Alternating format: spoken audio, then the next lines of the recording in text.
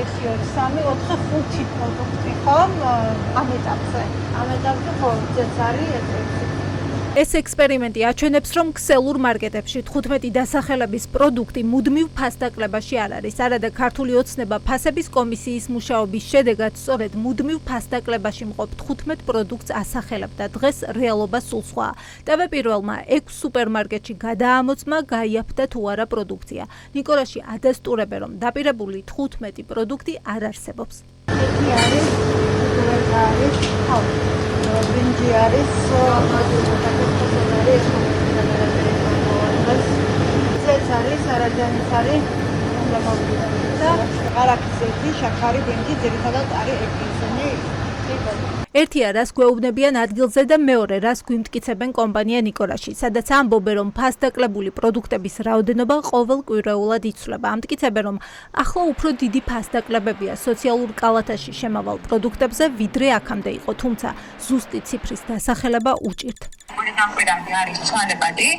ერთ კვირას ამხანებელ შესაძლოა კალათაში დახვდეს 15-20 სახეობის პროდუქტი, თუმცა მომდევნო კვირაში შეიძლება ეს რაოდენობა გაიზარდოს ან შემცირდეს. ეს პროდუქტები, აი შაქარი, ფქვილი მაგალითად, ისედაც გვხვდებოდა ხოლმე ფასდაკლებული. ახლა რა სხვაობა არის?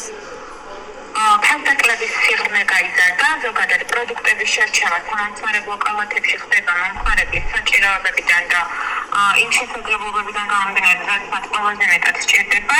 თქვენ მითხარით, რომ უფრო ღრმა ფასდაკლებებია ამ პროდუქტებზე, სოციალურ კალათაში შემავალზე და ამიტომ აინტერესებდა, ანუ რამდენი პროცენტით გაიზარდა ფასდაკლებები ამ თუ იმ პროდუქტზე? კი ბატონო, კონკრეტულ პროცენტებზე მე ვერ გაგცემთ, რადგან ფასების კომერციული დეპარტამენტის მხრიდან არის მოწოდებული შესაბამისად არის ჩამოჩენა მხრიდან ზუსტი რომ მე ამ ფასდაკლებული პროდუქტები დაგხვდა ლიბრეში, თუმცა ასეთი ფასდაკლებები ფასების კომისიის ხდომებამდეც იყო. ახლა ახალი არგუმენტი გაჩნდა, უფრო დიდი ფასდაკლება, მაგრამ რამდენი პროცენტი ამას ვერ ამბობენ. მაგრამ შეიძლება 15 არ იყოს, მაგრამ ისე სადღაც 15-მდე იქნება 3-მდე ნამდვილად. მაკარონებია, კვერცხი არის, ანუ იცვლება ხოლმე ყოველთვის ერთ და იგივე არ არის. აი ხორციც რო უნდა ყოფილიყო თუ არის.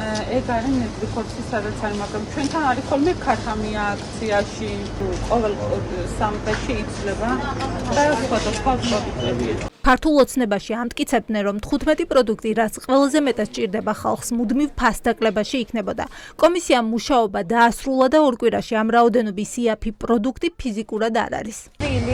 ზეთი, ეს მაკარონი, 3, კბილეული 4, ბრინჯი, წიტებურა 5-6, ზეთის ხარი 7, სოკო 8, 9 და ხო 9 პროდუქტი. და რასაც იმ კალათის ფარგლებში ნახავთ, ხო? 15 უნდა იყოს ეგა, ხო? 15 არის.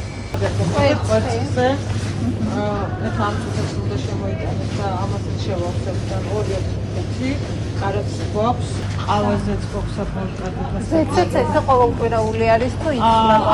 არის მუდმივი აქციები და არის ცვალებადი აქციები.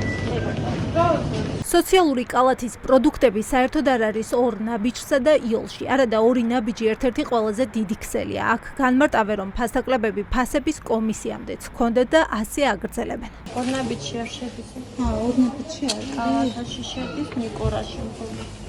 თან ისედაც ისეთი ფასდაკლებებია, რომ ეგ კალათა ჩვენას სჭირდება. ეგ პროდუქტები თუ არის, თქვენ მაგათ შეგვიძლია. აი 15 პროდუქტზე სულ იქნება აქციები, აი ეს. არა, ეს იულია ხა? ქართულმა ოცნებამ ხალხი მოატყუა, ამბობს ოპოზიცია, რომელიც ხელისუფლებას ხალხის გაღარიბებაში ადანაშაულებს და ამტკიცებენ, რომ კობახიძის გუნდმა ფასების გაიაფების ილუზიის შექმნა სცადა, თუმცა ხალხი არ მოტყუდა.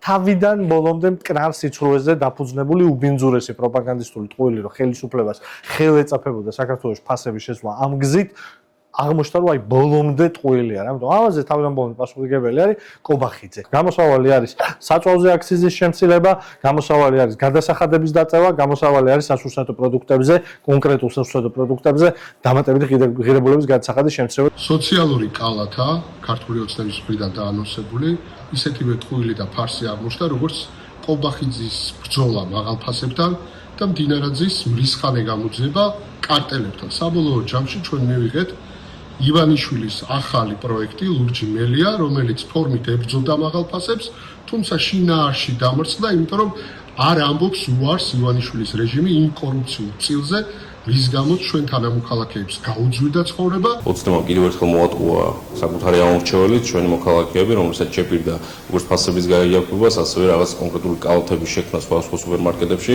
რომ გავიაროთ რიგ სუპერმარკეტებში საერთოდ არ არის ეს კონკრეტული, ასე ვთქვათ, სამხმარებლო კალათა, რიგგან ზოგან კიდევ არავითარი ცვლილებები ფასებთან მიმართებაში არ არის. ქართული ოცნება ამ ეტაპზე დამატებით ნაბიჯებს არ დგამს. პირიქით, ირაკლი ყობახიძე ინფლაციასთან ბრძოლით კმაყოფილებას ვერ მალავს. ეს იმ ფონზე, როცა საწვავი ისევ ძვირდება.